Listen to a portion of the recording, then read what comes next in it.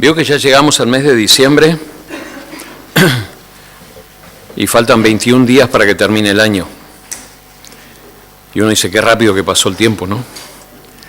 Pero todos los años decimos lo mismo. Y el tiempo pasa, y el tiempo es vida, y nuestra vida también pasa. Y usted tiene el tríptico con algunas informaciones, allí usted lo puede leer.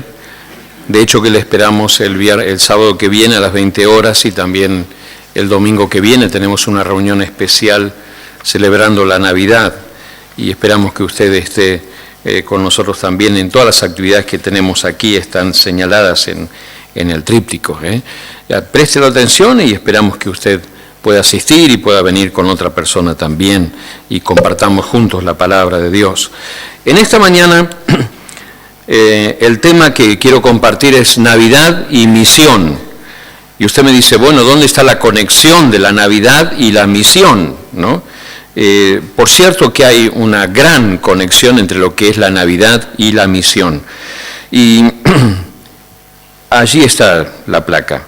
Pero acompáñeme en la Biblia, vamos a leer algunos textos y quiero que también la enseñanza de hoy sea bien práctica, que toque a nuestra necesidad y a nuestro corazón.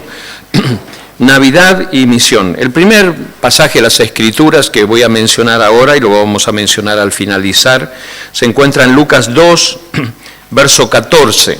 Estos son un coro de ángeles que cantan y cuando expresan su canción delante de pastores en el campo, dice en el verso 3, y repentinamente apareció con el ángel una multitud de las huestes celestiales que alababan a Dios y decían, gloria a Dios en las alturas y en la tierra paz, buena voluntad para con los hombres. Sucedió que cuando los ángeles se fueron de ellos al cielo, los pastores se dijeron unos a otros, pasemos pues hasta Belén y veamos esto que ha sucedido y que el Señor nos ha manifestado. Diciembre es el mes de fin del año, pero también es el mes de Navidad. Creo que es la celebración más importante que tenemos en el año y en el mes también Navidad. Navidad es Dios con nosotros. Y aquí tenemos el coro de los ángeles que cantaron y esos ángeles dijeron, en la tierra paz, buena voluntad para con los hombres. Guarde esa palabra que después la vamos a traer a la memoria. La Navidad entonces es el nacimiento del Señor Jesucristo y está ligada profundamente a la misión de Dios. La Navidad y la misión están ligados profundamente. Dios siempre pensó en bendecir al mundo. Ya lo ha prometido Él en innumerables promesas en el Antiguo Testamento, a Abraham, a su pueblo de Israel. Dios quería bendecir al pueblo, Dios quería bendecir a las naciones. Pero nunca fue posible, nunca se pudo hacer. ¿Por qué? Porque el pueblo no obedeció, el pueblo fue rebelde. Entonces Dios planeó la venida del Señor Jesucristo. Él vino, nació en Belén para ser el Salvador. Y unos meses antes de que el Señor Jesús naciera, meses solamente, tenemos una profecía. Creo que es la última profecía, según lo que vemos en la Escritura, es la última profecía que hay antes del nacimiento de Cristo que habla del Señor Jesús. Meses antes. Acompáñenme en las Escrituras, en la Biblia, en el libro de Lucas también, encontramos en capítulo 1 de Lucas, la siguiente palabra aquí, profecía de Zacarías. Zacarías habla como profeta, él era el sumo sacerdote, y entonces él en esta profecía tiene dos partes. La primera parte la enfoca al Señor Jesús y la segunda parte la enfoca a su hijo, que se llamaba Juan. Entonces, ¿qué dice acerca de Jesús? Miren, Lucas 1, verso 67. Y Zacarías su padre fue lleno del Espíritu Santo y profetizó diciendo, bendito el Señor Dios de Israel, que ha visitado y redimido a su pueblo y nos levantó un poderoso Salvador en la casa de David, su siervo. Ahí está la profecía de este hombre que era el sumo sacerdote en ese tiempo y él tenía toda la autorización de Dios para hablar y profetizar y dar esta palabra. Después usted puede seguir leyendo toda la profecía de él. Pero él dice, alaben al Señor en la versión, la traducción viviente. El Dios de Israel, porque ha visitado y redimido a su pueblo, nos envió un poderoso Salvador del linaje real de su siervo David. Nos envió un Salvador, todavía no había nacido. Faltaba meses para nacer, pero ya, fue el último de los profetas, porque había muchísimas otras profecías anteriores en el Antiguo Testamento, en el libro de Isaías, en Zacarías, muchos en los Salmos, Moisés incluso, estaban hablando acerca de aquel que iba a venir, el Señor Jesucristo. Y aquí tenemos la última de las profecías sobre la persona de Jesús. La Navidad es para todo el mundo, como lo es la salvación también. En todo el mundo se celebra la Navidad, de una manera o de otra. Algunos no lo reconocen, no lo celebran, pero está en el mes de diciembre, todos tenemos el mismo calendario. Por más que las naciones, algunas cuentan sus días de otra manera, toman el punto inicial para contar sus años con otros puntos de referencia, pero en su mayoría todo el mundo toma el mismo punto de referencia para contar los días, para contar los meses, para contar las semanas. Uno le pone un nombre diferente, pero todos los meses en todo el mundo tienen la misma cantidad de días. Si no, se imagina el problema que sería. ¿Por qué? Porque todos tomamos el calendario con referencia a la persona del Señor Jesucristo. Lo quiera entender, no lo quiera entender, sea crédulo o incrédulo, ateo o creyente, pero es para todos. El calendario está tomado a partir de la persona del Señor Jesucristo. Hay una evidencia ahí que muestra la soberanía, la autoridad, la grandeza de Dios sobre la humanidad también. El hombre no puede borrar a Dios de la historia, no lo puede borrar de su vida, no lo puede borrar del calendario, no lo puede borrar. Por más que el hombre argumenta y puede negarlo con palabras, pero no lo puede borrar a Dios de la historia. En el pasaje de Lucas capítulo 4, verso 16, cuando el Señor Jesucristo comienza su ministerio, quiero señalar aquí algunas cosas interesantes acerca de la misión y acerca de la Navidad. ¿Por qué? Navidad es Jesús con nosotros, es Dios con nosotros, Emmanuel, Dios con nosotros. Él vino a este mundo y aquí plantea los puntos básicos de la misión. Una vez que el Señor Jesucristo estuvo en medio nuestro, y lo primero que Él hace, se presenta delante de personas con conocimiento, personas que tenían experiencia, personas que tenían la ley de Dios, personas que tenían la palabra de Dios, y entonces Él dice estas cosas.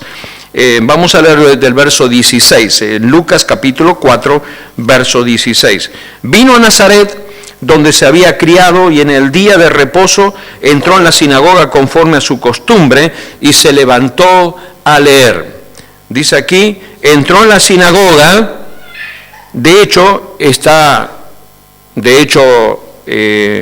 que sucedió, se sentó. No dice la Biblia, pero dice que se levantó. Entonces él se sentó, conforme a la costumbre. La gente iba, se sentaba y escuchaba. Y se levantó a leer. Y se le dio el libro del profeta Isaías. Y habiendo abierto el libro, halló el lugar donde estaba escrito: el Espíritu del Señor está sobre mí, por cuanto me ha ungido para dar buenas nuevas a los pobres. Me ha enviado a sanar a los quebrantados de corazón, a pregonar libertad a los cautivos, vista a los ciegos, a poner en libertad a los oprimidos, a predicar el año agradable del Señor. Y enrollando el libro, lo dio al ministro y se sentó, y los ojos de todos en la sinagoga estaban fijos en él. En este pasaje de las Escrituras encuentro que Jesús está diciendo tres cosas acerca de la misión. Muy interesante, cuando uno se pone a estudiar y a pensar y decir, bueno, ¿Qué es lo que Jesús quiso transmitir? Después vamos a ir al último, vamos a ir a la referencia original del Señor Jesús, la palabra original que está en Isaías 61, pero todavía no. Aquí dice 3 cosas acerca de la misión. En primer lugar, Jesús está diciendo que la misión es una tarea espiritual. La misión es una tarea espiritual. Observen ustedes cómo dice él. El Espíritu del Señor está sobre mí, por cuanto me ha ungido para dar buenas nuevas a los pobres. Es una tarea espiritual. ¿Por qué? Porque el Señor fue ungido, el Espíritu Santo de Dios está sobre él, y todo lo que vino, todo lo que sigue, todo lo que va a hablar, lo puede hacer en el poder del Espíritu Santo de Dios. Si no, no se puede hacer. Nada se hubiera hecho si Jesús no dijo estas palabras, si no hubiera manifestado esto. De hecho, en unos versículos anteriores, en Lucas capítulo 3, versículo 21, dice, aconteció que cuando todo el pueblo se bautizaba, también Jesús fue bautizado, y orando, el cielo se abrió, y descendió el Espíritu Santo sobre él en forma corporal como paloma, y vino una voz del cielo que decía, tú eres mi Hijo amado, en ti tengo complacencia. La presencia del Espíritu Santo en la vida del Señor Jesucristo es lo primero que ocurre aún antes de comenzar su ministerio. Y es lo primero que Él anuncia como credenciales para poder realizar toda la misión que va a hacer después. La obra misionera y el trabajo misionero comienza en el Espíritu. No se puede hacer si no está el Espíritu involucrado. No, es una tarea netamente espiritual. Por eso hay gente que dice, vamos a hacer misiones. ¿Y qué van a hacer? Y vamos a ayudar a la gente, vamos a llevarle comida a la gente. Bueno, eso está bien, pero eso no es hacer misión.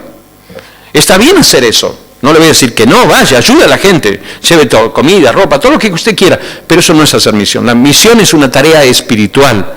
¿Qué es una tarea espiritual? Eso es un término que está muy confuso en nuestro tiempo, porque uno malinterpreta lo que es la espiritualidad. Incluso hay hasta una espiritualidad sin Dios. Parecería como que no coincide. ¿Cómo puede ser una espiritualidad sin Dios? Sí. Existe eso en el mundo secular, en el mundo en que vivimos. ¿Por qué? Porque viven una vida espiritual a mi manera. ¿Dios dónde está? No sé. Yo hago el Dios a mi manera, a mi tamaño. No, yo creo que Dios tiene que ser bueno, porque si yo hago cosas buenas, Dios me va a ayudar. ¿Por qué no me ayuda Dios? Si yo hago cosas buenas. Tiene una espiritualidad donde Dios está ausente. ¿Dónde? ¿Qué Dios está ausente? El Dios que se reveló, el Dios de la Navidad está ausente. El Dios que se hizo hombre, el Dios que murió en la cruz del Calvario, el que cargó nuestros pecados, está ausente. Entonces se vive una espiritualidad sin Dios. Y esa es la gran confusión en que vivimos en el mundo moderno hoy día. Entonces tenemos muchas buenas intenciones. El mundo está lleno de buenas intenciones, pero cada vez está más en bancarrota y cada vez se está rompiendo más. Porque no sirven, no valen, no ayudan.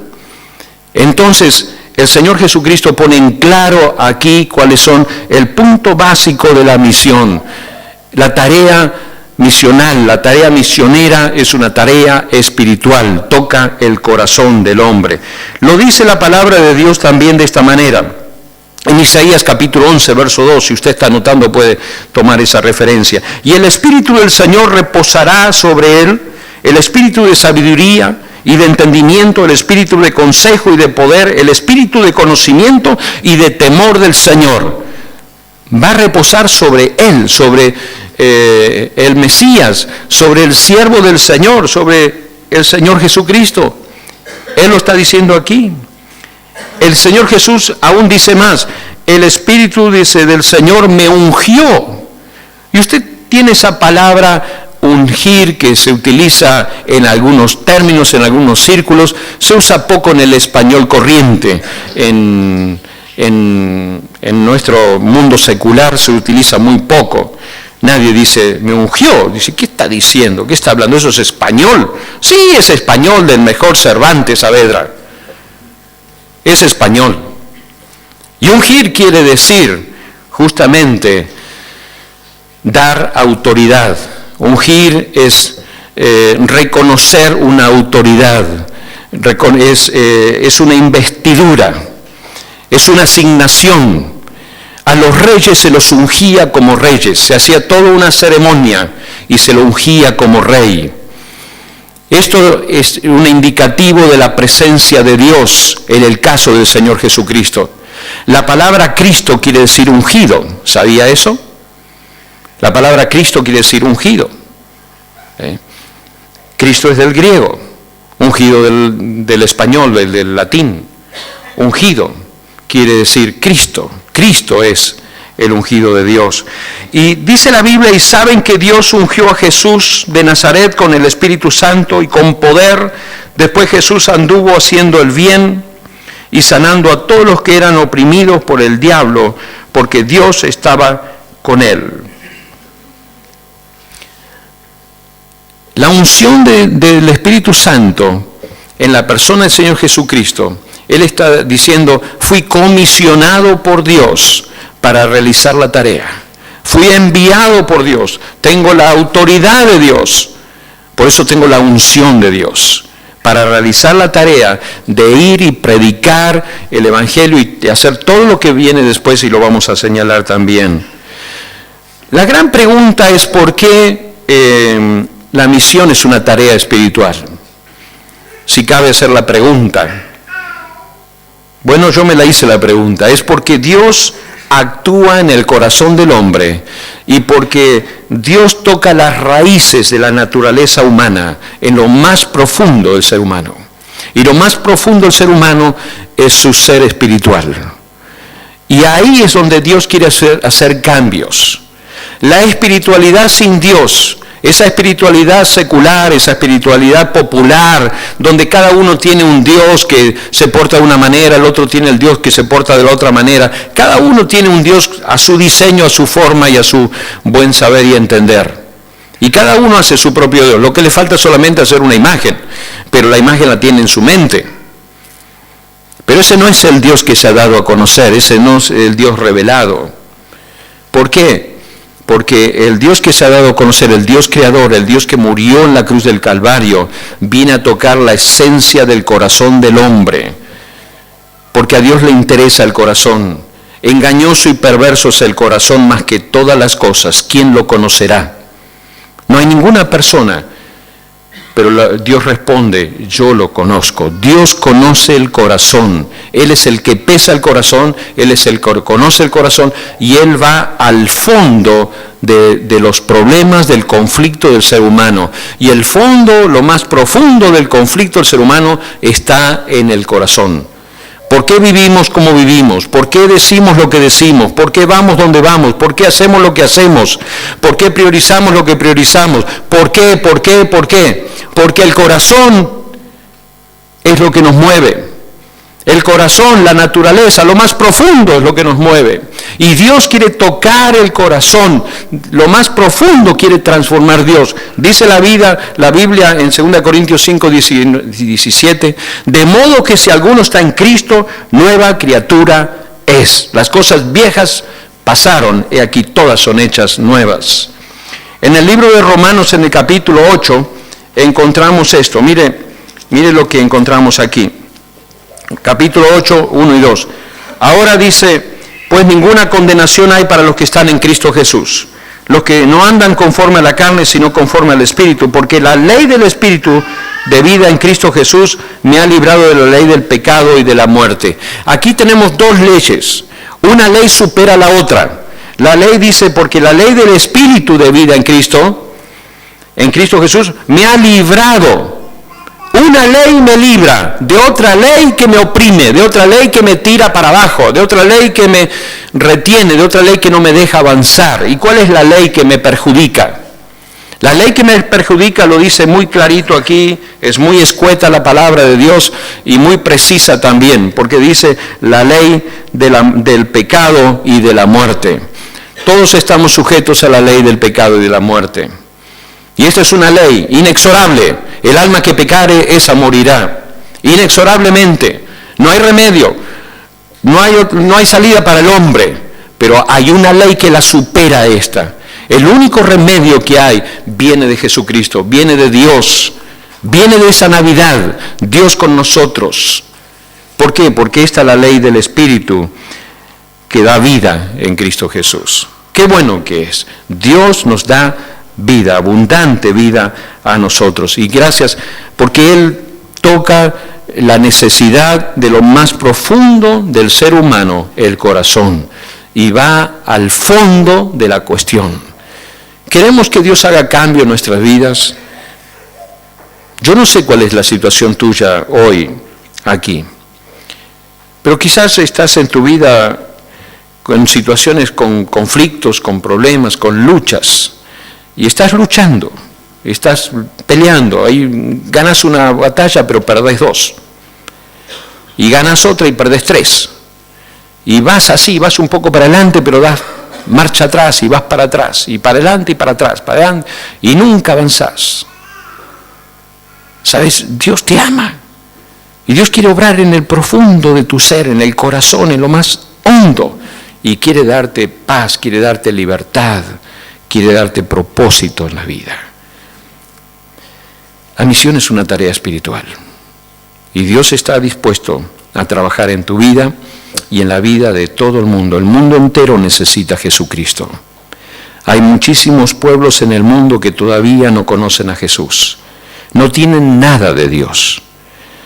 La asociación Wycliffe o la misión Wycliffe se propuso que para el año 2025 esté traducida toda la Biblia a las más de 6.000 lenguas que se hablan en el mundo.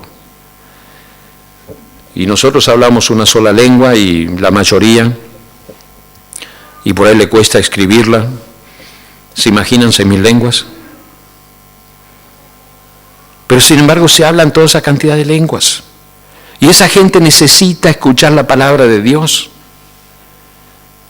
Y necesita que la palabra de Dios toque el corazón, toque su espíritu y produzca cambios. Y Dios está interesado en eso. Y nosotros también tenemos que estar interesados en alcanzar a los perdidos para que Dios llegue a transformar la vida.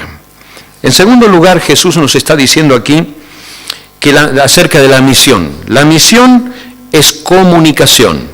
La misión es comunicación. De alguna forma, el mensaje se tiene que comunicar. Misión y comunicación van juntos.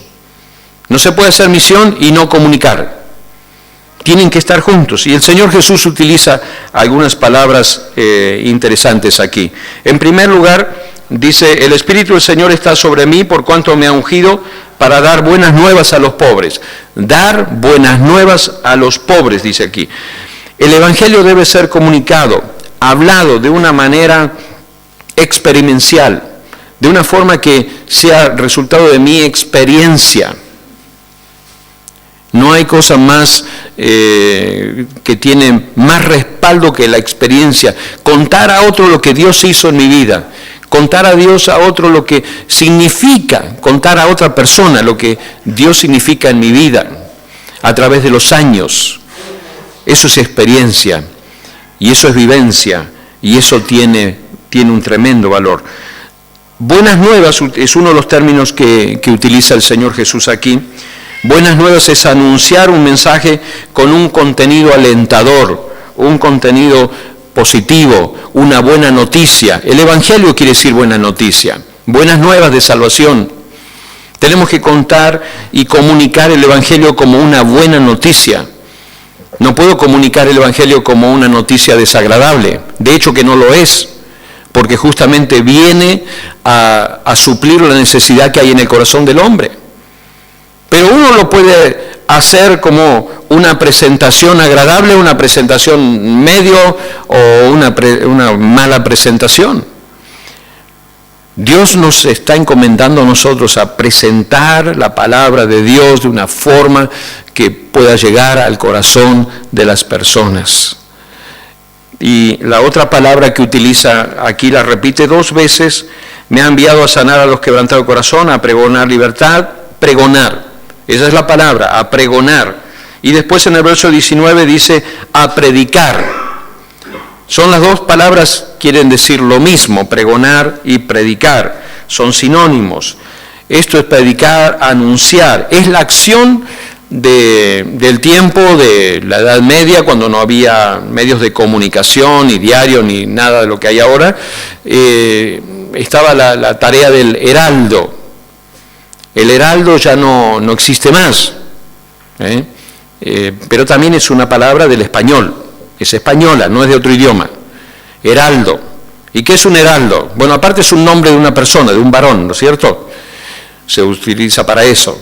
Pero un heraldo antiguamente era un oficio, eran personas que iban con el mensaje del rey, de la autoridad, y iba con su caballo al pueblo, y en la plaza del pueblo, en el mercado, en distintos lugares, paraba el caballo y tomaba eso y leía en voz bien alta lo que estaba comunicando. Era la forma de comunicar. Y Jesús dice, así se debe anunciar el mensaje del Evangelio. La misión es comunicar, es hablar por experiencia, es hablar a otra persona, es comunicar, decir, es también predicar. En Lucas capítulo 8, verso 39, ¿recuerdan ustedes cuando el endemoniado fue sanado y el endemoniado quería ir con Jesús? Y Jesús le dice sencillamente unas muy pocas palabras. Le dice, cuenta cuán grandes cosas ha hecho Dios contigo. El mensaje del Evangelio está ligado a la persona de Jesucristo.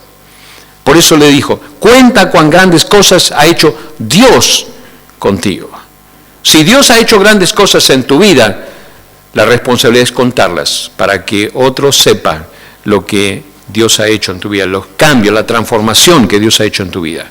Debemos contarlo a otras personas. El mensaje del Evangelio está ligado a la persona del Señor Jesucristo. Jesús dijo, yo soy el camino, yo soy la verdad y yo soy la vida. Comunicar el Evangelio, anunciar, es simplemente hablar de la persona del Señor Jesucristo. Entonces, misión es comunicación de una verdad, es comunicación del mensaje del Evangelio centrado en la persona del Señor Jesucristo. En tercer lugar, lo que Jesús está diciendo aquí, que la misión es una misión integral. ¿Por qué puse acá una palabra integral? Usted lo que seguramente ya está pensando en el pan integral. Bueno, si quiere la podemos usar como ilustración también. El pan integral tiene harina y tiene también un poco de las cáscaras, ¿no? Por eso le llamamos el pan negro, el pan oscuro, ¿no? Porque tiene otros ingredientes, ese pan, es harina integral. Tiene varios componentes. La misión también tiene varios componentes. Y el Señor Jesús acá nos da por lo menos 5 componentes que tiene la misión. Y lo que hace el Señor Jesús acá, en este pasaje, que ahora lo vamos a ver, el mensaje del Evangelio, justamente en la persona del Señor Jesucristo, viene para afrontar los enormes problemas que tiene nuestra humanidad. El mensaje del Evangelio, repito vuelta, el mensaje del Evangelio viene para afrontar los enormes problemas que tiene la humanidad y de hecho que tengo yo. De hecho, los problemas que tengo yo. La humanidad no es algo que está afuera, sino serían los marcianos. La humanidad somos nosotros que estamos aquí, los terrícolas. Y tenemos muchos problemas los terrícolas, los humanos, muchos problemas. Y Dios viene a solucionar nuestros problemas. Vamos a ver cuáles son estos problemas. El primer problema es la pobreza. Hay muchísimo de pobreza, ¿verdad? Y dice acá, por cuanto me ha ungido para dar buenas nuevas a los pobres. Dar buenas noticias a los pobres. El Señor Jesús dice en otro lado de las Escrituras también, a los pobres siempre los tendrán con ustedes. La Biblia no hace ninguna apología de la pobreza. La Biblia no hace una defensa de la pobreza, como que hay una virtud en la pobreza. De ninguna manera hay una virtud en la pobreza. De ninguna manera. Tampoco Dios analiza a fondo, porque el tema no es la pobreza en sí. Particularmente creo que la pobreza es un problema del corazón del hombre. La pobreza está dentro del corazón, está dentro del hombre, adentro de la persona. Pero Jesús está hablando que es un problema de la pobreza, porque hay muchas diferencias en nuestra sociedad, en nuestro mundo, muchísimas diferencias. Y hay mucha gente que está siendo oprimida y mucha gente que está sufriendo en la pobreza por causa de la opresión, del orgullo, la soberbia, la vanidad de otros que tienen poder. Pero Jesús está hablando aquí de las buenas nuevas a los pobres. En Mateo capítulo 5, verso 3, habla también acerca de los pobres. Y dice, Dios bendice a los que son pobres en espíritu y se dan cuenta de la necesidad que tienen de Él, porque el reino de los cielos les pertenece.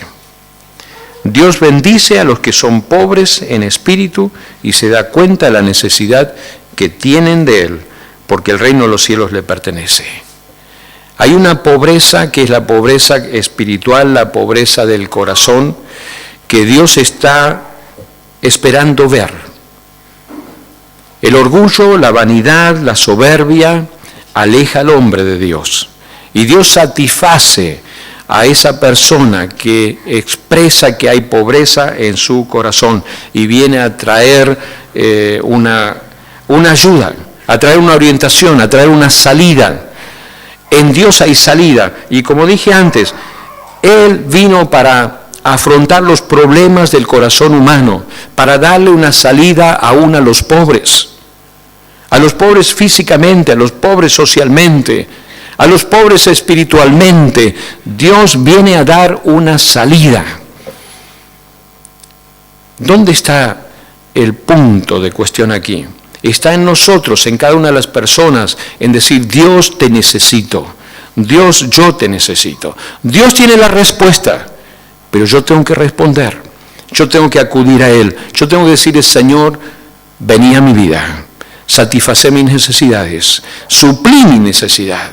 Dios va a comenzar a obrar en su corazón cuando usted y yo le digamos, Señor, toma control de mi vida.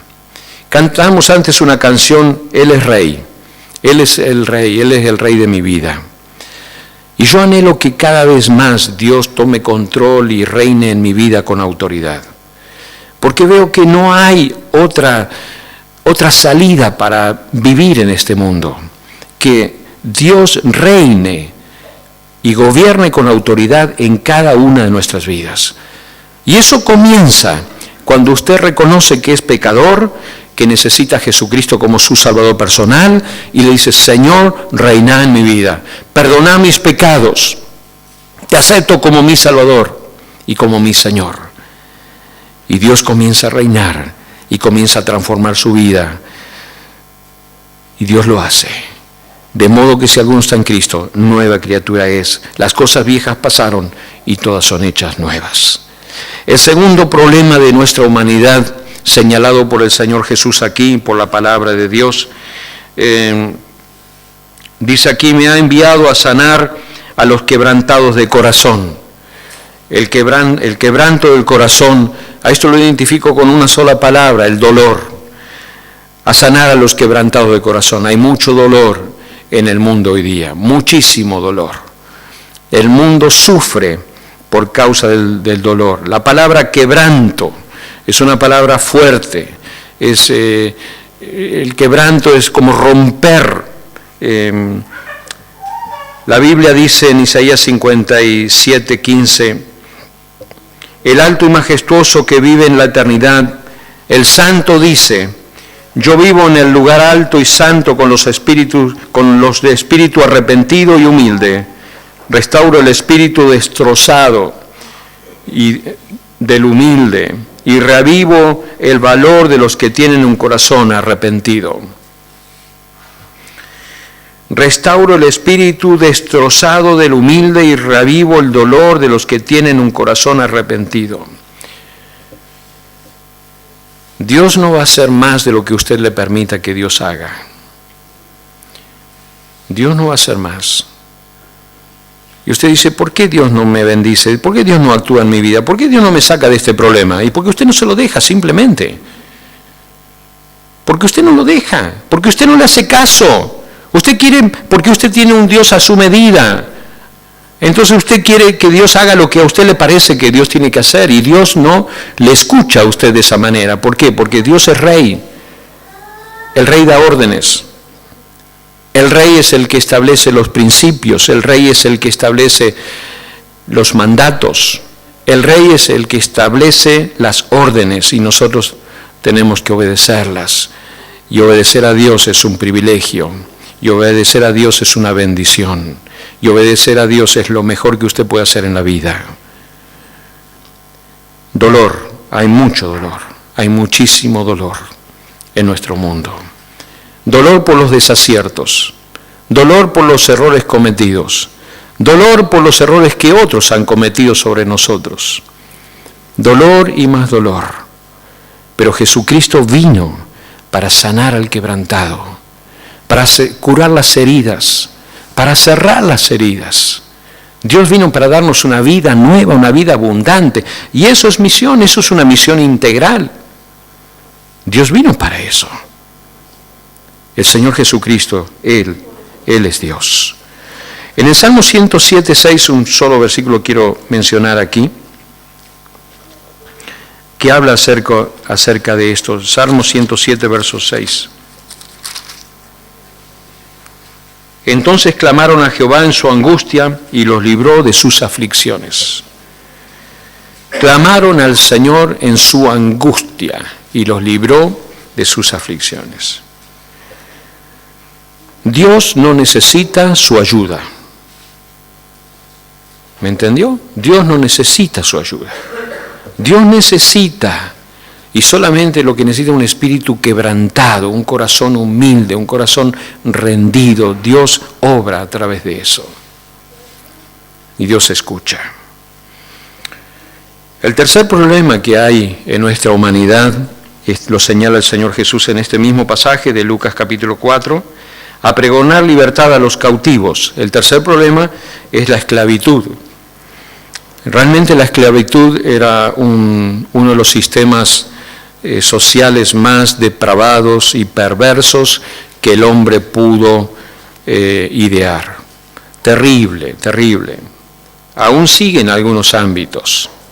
Esclavitud, tomar a otra persona como un objeto, matarlo cuando uno lo quería, hacer lo que uno quería con esa persona. Dios nunca pensó eso, nunca, nunca, nunca. Pero Él vino para dar libertad, a proclamar liberación a los cautivos. Pero ¿sabe qué? La mayor esclavitud es la esclavitud del corazón. Hay muchas personas que cantamos en nuestro himno nacional, elogiamos la libertad y cantamos la libertad, y espero que nunca cambiemos ese himno, nunca se cambie. Y siempre estamos cantando libertad, libertad. Pero sabe, hay mucha gente que canta libertad, pero sigue siendo esclavo. Esclavo de los vicios, esclavo de las adicciones, esclavo de la perversión, esclavo de sí mismo, esclavo de la maldad, esclavo del pecado, esclavo. Y he hablado con gente y me dice, no, yo en cualquier momento, si yo quiero, lo dejo. Y pasan los años y nunca lo puede dejar, porque está esclavo. Hay una esclavitud que está en el corazón. Por eso la tarea misional es una tarea del Espíritu que transforma la persona. ¿Sabe? Ahí en el Salmo 102, verso 20, si está anotando, mire lo que dice: para oír el gemido de los presos, para soltar a los sentenciados a muerte. Ese es Dios. Conocerás la verdad y la verdad te hará libre. Para eso vino el Señor, para eso vino Jesús, para eso vino Dios, para libertar, para que la persona sea libre.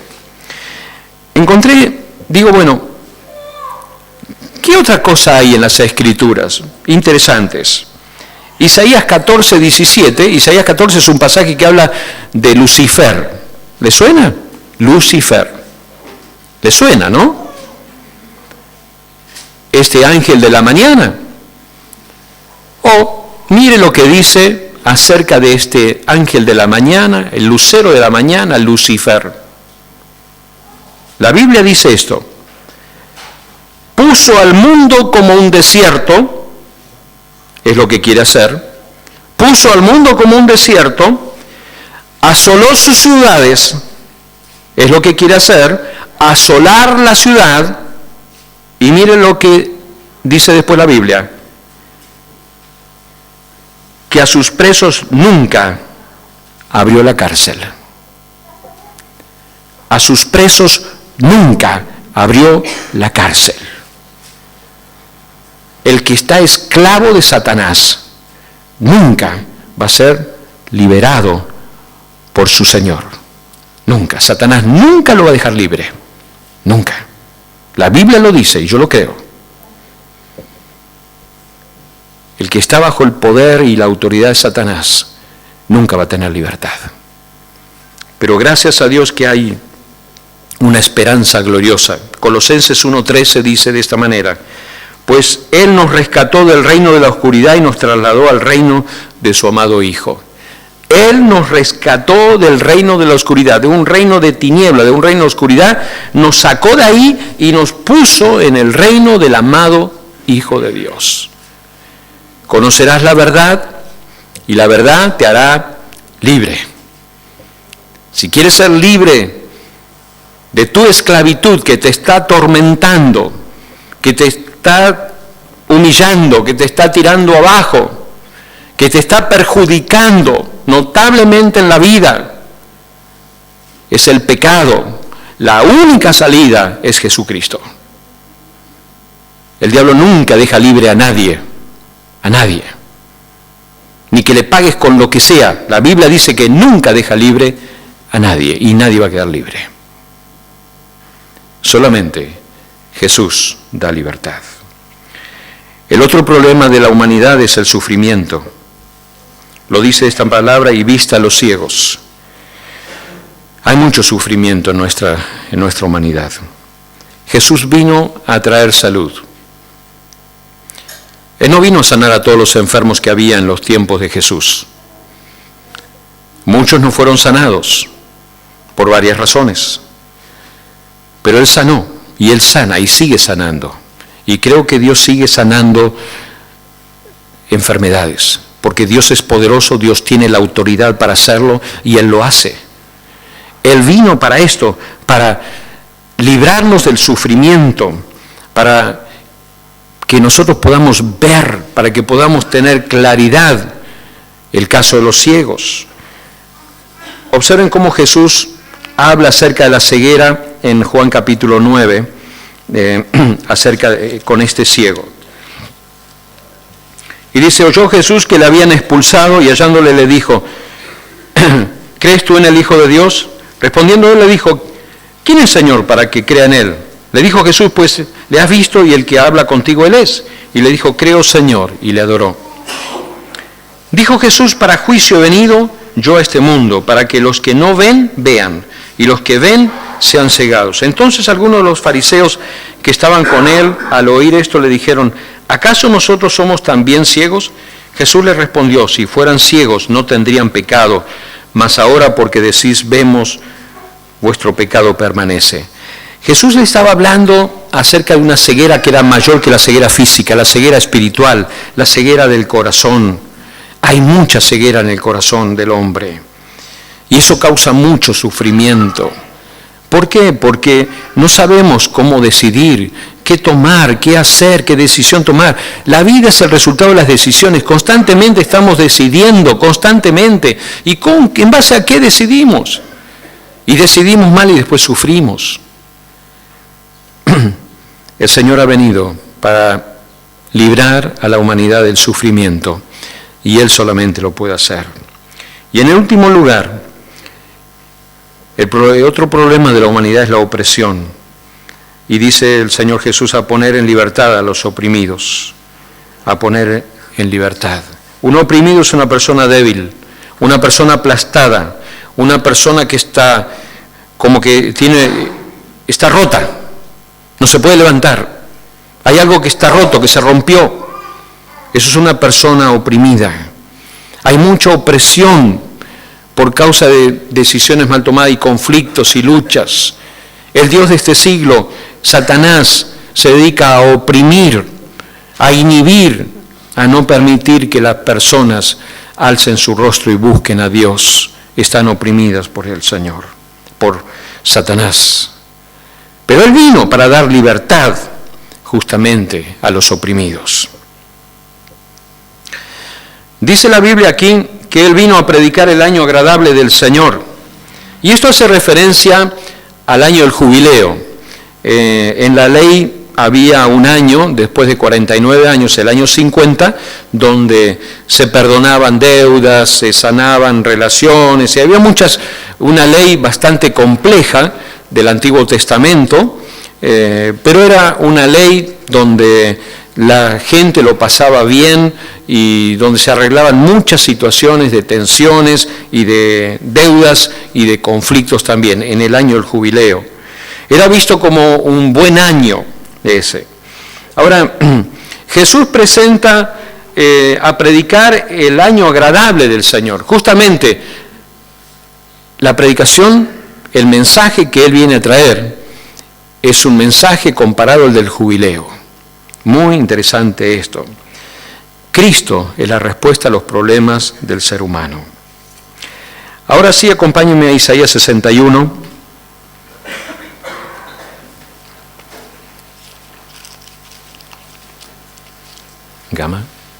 Gamaliel, ¿puedes abrir la puerta? Isaías 61.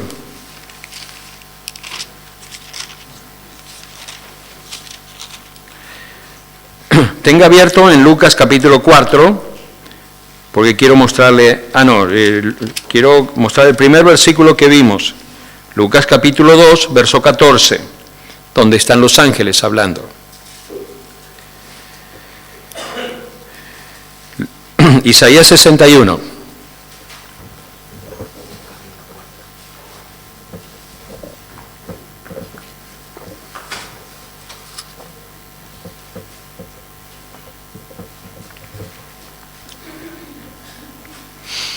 El Espíritu de Jehová, el Señor, está sobre mí, porque me ungió Jehová, me ha enviado a predicar buenas nuevas a los abatidos, a vendar a los quebrantados de corazón, a publicar libertad a los cautivos y a los presos apertura de la cárcel, a proclamar el año de la buena voluntad de Jehová.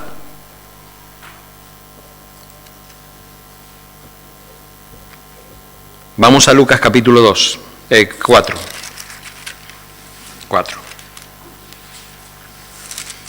Después a Lucas 2. Verso 19. A predicar el año agradable del Señor. ¿Está bien? 61. A proclamar el año de la buena voluntad de Jehová. Es el mismo término. Dígame qué sigue.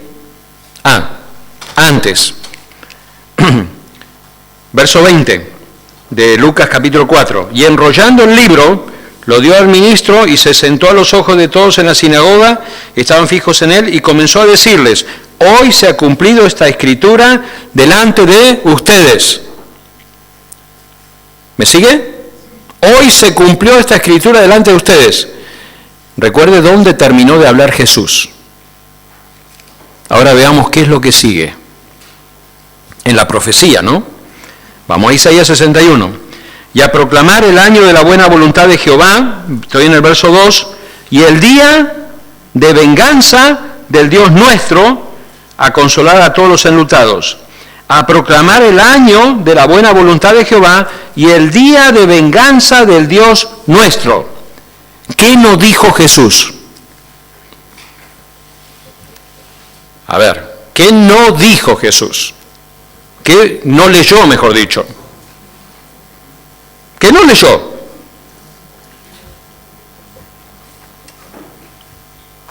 ¿Me entiende? ¿Qué no leyó? El día de la venganza. Ahí no leyó. Él dijo a proclamar el año de la buena voluntad de Jehová. Y ahí se paró. ¿Y qué dijo después? Esto se cumplió delante de ustedes hoy. ¿Me sigue? Pero ¿qué decía el profeta? Sigo hablando. Y el día de la venganza de Jehová.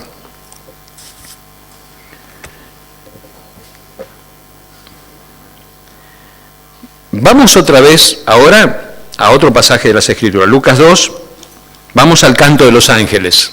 Tenga abierto Isaías. Vamos a ver los dos. Lucas 2, capítulo 2, verso 14. Gloria a Dios en las alturas y en la tierra paz, buena voluntad para con los hombres. ¿Está bien? Vamos a Isaías 61, verso 2. A proclamar el año de la buena voluntad de Jehová. Lo que los ángeles cantaron era lo que ya estaba dicho antes por los profetas, por el profeta Isaías. ¿Qué se guardaron los ángeles? El día de la venganza. ¿Lo notó eso? Qué interesante, ¿no? Estas cosas tan lindas tiene la palabra de Dios. Los ángeles no dijeron, llegó el día de la venganza. Jesucristo cuando comenzó a predicar no dijo, este es el día de mi venganza, ahora sí le voy a cortar la cabeza a todos. No. Él dijo, y note otra cosa más, muy interesante. ¿Cuánto dura un periodo y cuánto dura el otro? A predicar agradable del Señor. El día agradable del Señor, dice. El año agradable del Señor. Note usted, dice el año, un año. ¿Y la venganza cuánto dura? ¿Un año? Un día. ¿Qué quiso decir el Señor? ¿Qué dice la palabra de Dios con todo esto? Estamos en el año agradable del Señor, no te la quieras perder. Estás en el año agradable del Señor. Dios quiere bendecir tu vida y darte la salvación. El Señor vino a solucionar los problemas de tu vida. Y Él lo va a solucionar cuando vos le digas, Señor, me humillo y reconozco que te necesito. Entra en mi corazón. ¿Querés que Jesús entre en tu corazón y haga una obra espiritual profunda en tu ser? Decirle en este momento, Señor, toma control de mi vida. Me rindo. He invertido mucho tiempo, he gastado mucho tiempo en arreglarme las olas, pero he fracasado. Este es el año agradable del Señor. El día de la venganza todavía no llegó. Pero cuando el Señor Jesús venga otra vez, no va a ser el año agradable, va a ser el día de la venganza. Cuando el Señor venga de nuevo, va a ser el día de la venganza.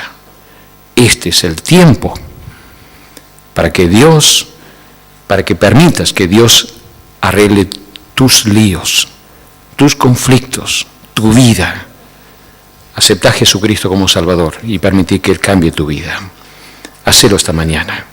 En este momento, ahora mismo, vamos a orar.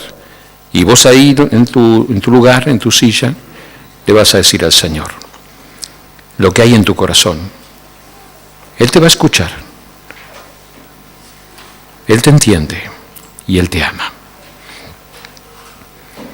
Señor, gracias por tanto amor hacia nosotros. Gracias, Dios. Gracias porque eres bueno, Señor.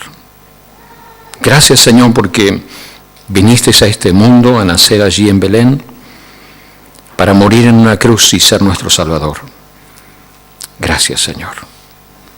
Te amamos a ti, oh Dios. Y queremos, Señor, ponerte a ti en alto, en nuestras vidas, en nuestro corazón, porque tú eres el Señor, tú eres Dios. No hay otro fuera de ti, Señor. Y aquí estamos, Señor, tú conoces cada corazón, cada persona que ha venido esta mañana, con sus problemas, sus situaciones, sus conflictos. Bendecinos, Señor, como sabes hacerlo. Trae perdón al corazón afligido, Señor. Levanta al caído, Señor, como vos sabes hacerlo. Saná, Señor, el corazón que se ha dolido. Perdoná, Señor, como sabes hacerlo. Señor, te amamos a ti. Gracias, Señor, por esta mañana. En el nombre de Jesús. Amén.